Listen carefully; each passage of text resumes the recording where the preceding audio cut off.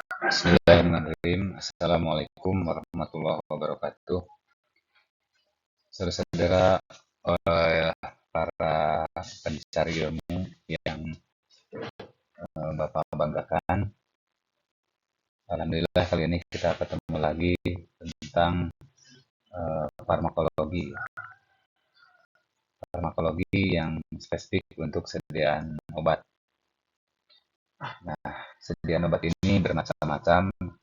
Para ahli farmasi, para ahli farmakologi, atau farmaseutika khususnya telah membuat menyediakan obat sesuai dengan kebutuhan atau permintaan pasien.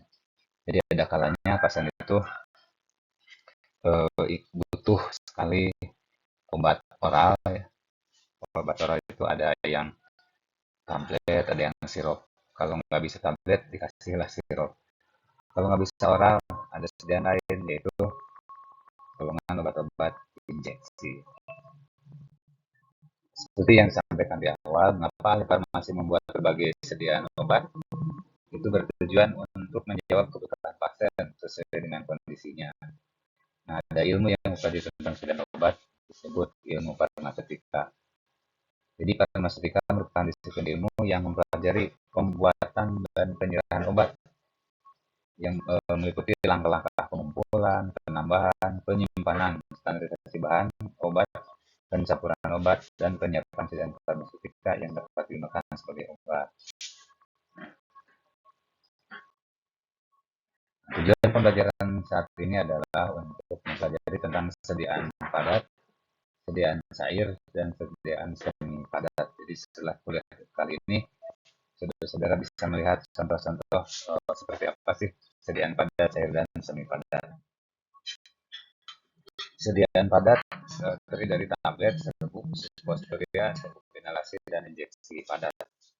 Nah, untuk tablet merupakan sediaan padat, tidak salah ketik. Merupakan sediaan padat mengandung bahan obat dengan atau tanpa pengisi. Tablet salut merupakan tablet yang dilapisi dengan bahan tertentu untuk tujuan khusus. Misalnya tujuannya ingin obat tersebut diabsorpsi di usus halus, maka disiapkanlah pembungkusnya sehingga tidak pecah di lambung. Contohnya salut gula, salut selaput, salut entrik. Sedangkan serbuk atau puyer adalah jenis sediaan obat dari campuran kering obat dan zat kimia yang telah dihaluskan. Ini terutama untuk baby ya, yang tidak bisa minum kapsul, atau anak-anak, atau bahkan orang tua yang dipasang selang ke hidung, nggak mungkin kan tablet masuk ke selang. Tapi harus dihaluskan dulu. Itu disebut serbuk. Kalau suppositoria merupakan obat berbentuk suppositoria untuk mengatasi perdarahan dan peradangan pada pasien hemoroid, baik internal maupun eksternal. Ada juga obat pereda nyeri ya, atau penurun panas, paracetamol, ada yang lewat suppositoria, lewat anus ya, atau anti nyeri, kalpropen sub misalnya, anti inflamasi ya. Lalu serbuk inhalasi merupakan bentuk sediaan obat yang mengandung campuran bahan aktif obat dan bahan pembawa. Bentuk sediaan ini berupa serbuk padat yang dikemas menggunakan wadah tertutup. Cara penggunaannya dengan dihirup secara oral ya. Jadi dihirup, bisa langsung ke oral. Injeksi juga ada yang serbuk, ada yang cair. Kalau yang serbuk padat merupakan sediaan obat campuran kering ya. Campuran kering obat dan zat kimia yang telah dihaluskan dan siap dilarutkan dengan aqua bides. Jadi ada pelarutnya, tapi bahan dasarnya padat ya.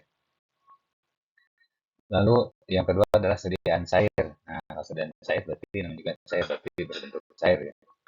Ada sirup, suspensi, obat tetes, emulsi, larutan, eliksir, injeksi, lotion, aerosol, dan ekstrak. Baik, kita lihat bahas satu persatu.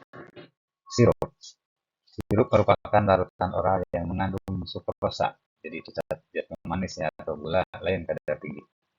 Di samping sukrosa dan gula lain, senyawa poliol tertentu seperti sorbitol serta gliserin dapat digunakan dalam larutan oral untuk menghambat penghamburan dan untuk mengubah kelarutan rasa dan sifat zat pembawa. Jadi itulah sirup ya, di dalamnya ada zat inti tapi ada zat penambahnya ya, ada rasa manis, rasa harum gitu ya. Lalu yang berikutnya adalah suspensi, merupakan sediaan yang mengandung bahan obat padat dalam bentuk halus larut dan tidak larut, terdispersi dalam cairan pembawa. Apa dispersi itu? Dispersi merupakan campuran matrik hidrofilik dan hidrofobik. Jadi ada yang larut ke air hidrofilik dan ada hidrofobik, itu tidak larut atau terpisah.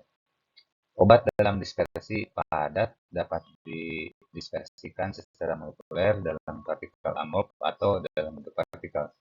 Amop adalah jenis materi padat, cair atau gas yang tidak memiliki keteraturan jangka panjang dalam struktur atomnya. Ada juga padatan kristal penyusunan komponen yang teratur ya, yang teratur dan antar molekul, gaya antar molekul yang seragam, sedangkan komponen padat amor tidak tersusun dalam susunan yang teratur. Jadi suspensi ini mirip dengan sirup ya, hanya ini lebih pekat. Obat tetes merupakan obat sediaan berupa larutan atau suspensi steril yang digunakan dengan cara diteteskan pada bagian tertentu. Tetes mata tadi ya, tetes telinga. Emulsi merupakan sediaan yang mengandung bahan obat cair atau larutan obat terdispersi dalam cairan pembawa, distabilkan dengan zat emulsi atau surfaktan yang cocok.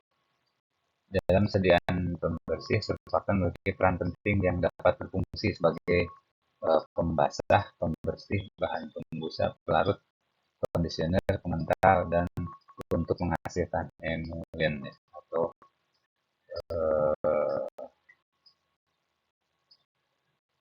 emulien itu sama dengan apa ya, pembasah yang bisa larut ya. Nanti kita bahas emulien di slide berikutnya. Jadi emulsi itu bahan cair. Kalau larutan merupakan sediaan yang mengandung satu zat atau lebih zat kimia yang terlarut. Obat yang berbentuk larutan biasanya memiliki dosis bahan aktif yang lebih seragam, serta memiliki penelitian yang baik apabila diencerkan atau dicampurkan dengan bahan lain. Ini bisa contohnya ya, solution atau larutan, biasanya sebagai pengencer dahak. Nah, bisa pun ada tadi larutan, ada eliksir. Apa itu eliksir? Eliksir merupakan cairan hidroalkohol yang bening yang memiliki ciri rasa enak dan rasa manis. Bahan-bahan tersebut dimasukkan ke dalam sediaan untuk meningkatkan penerimaan estetikanya. Biasanya ramuan terdiri dari etanol 23-23% dan air. Ini disolvon, contoh eliksir. Kalau injeksi cair, obat injeksi yang sudah dikemas dalam bentuk cair tidak perlu pengoplosan, jadi langsung diambil lalu disuntikkan. Kalau lotion merupakan sediaan cair berupa suspensi atau dispersi, digunakan sebagai obat luar ya. Sediaan kosmetik, golongan emulien, pelembut ya, emulien pelembut yang mengandung air banyak. Ini contoh lotion ya. Umumnya dipakai untuk kecantikan biasanya, atau untuk kalau kalamin ini untuk alergi.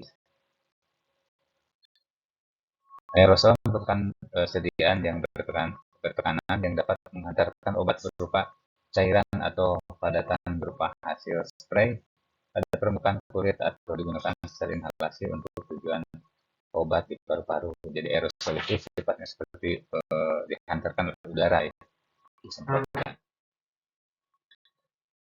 Ekstrak.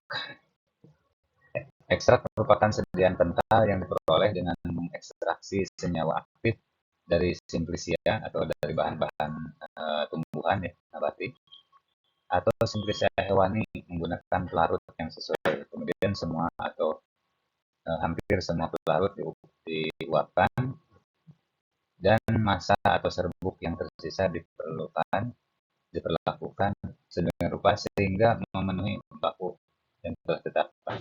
Jadi nanti si pelarutnya akan diuapkan sehingga yang ada adalah bahan aktifnya. Contoh ini Ricozen adalah ekstrak tomat sebagai antioksidan yang dapat mengatasi radikal bebas. Jadi ada tomat misalnya pelarutnya air, nanti setelah dicampur ya, lalu disaring, setelah disaring nanti air tersebut dibuang dalam bentuk diuapkan. Jadi nanti yang tersisa adalah larutan kental dari tomat tersebut ekstrak. Lalu sediaan semi padat, ada salep, krim, gel, dan pasta. Salep Salep adalah sediaan setengah padat ditujukan untuk pemakaian topikal atau oles ya pada kulit atau selaput lendir. Basi salep merupakan komponen terbesar yang sangat menentukan kecepatan pelepasan atau aksi dan obat, sehingga akan mempengaruhi khasiat atau keberhasilan terapi. Di salep ini setengah padat. Krim juga setengah padat, mengandung satu atau lebih bahan obat terlarut atau terdispersi dalam bahan dasar yang sesuai. Istilah ini digunakan untuk sediaan setengah padat yang mempunyai konsistensi relatif cair, dipromosikan sebagai emulsi air dalam minyak atau minyak dalam air. Jadi kadang-kadang salep itu memiliki berbagai bahan, ada yang single, ada yang banyak ya. Misalnya anti radang dengan antibiotik disatukan. Kalau gel adalah sediaan setengah padat terdiri dari suatu dispersi yang tersusun baik dari partikel anorganik yang kecil atau organik yang besar dan saling diresapi oleh cairan. Jadi gel ini relatif lebih bening ya terlihat. Kalau pasta merupakan sediaan semi solid yang terdiri dari 50% bahan padat sehingga memiliki keuntungan dapat mengikat cairan eksudat. Daya lekatnya lebih kuat dari sediaan salep dan dapat memberi lapisan tipis untuk melindungi kulit atau yang di bawahnya. Nah, ini contohnya kenalo, obat-obat untuk mengatasi stomatitis ya, sehingga obat tersebut bisa nempel kuat sekali lekatnya dan bisa melindungi lapisan tipis yang luka di stomatitis yang bisa di bibir kan. Jadi kalau kita simpulkan bahwa sediaan padat, cair, dan semi padat diberikan kepada pasien sesuai dengan kondisi pasien atau keinginan pasien tentunya, sehingga tujuan terapi bisa tercapai. Demikian saudara-saudara untuk materi tentang sediaan farmasi. Semoga bermanfaat. Assalamualaikum warahmatullahi wabarakatuh.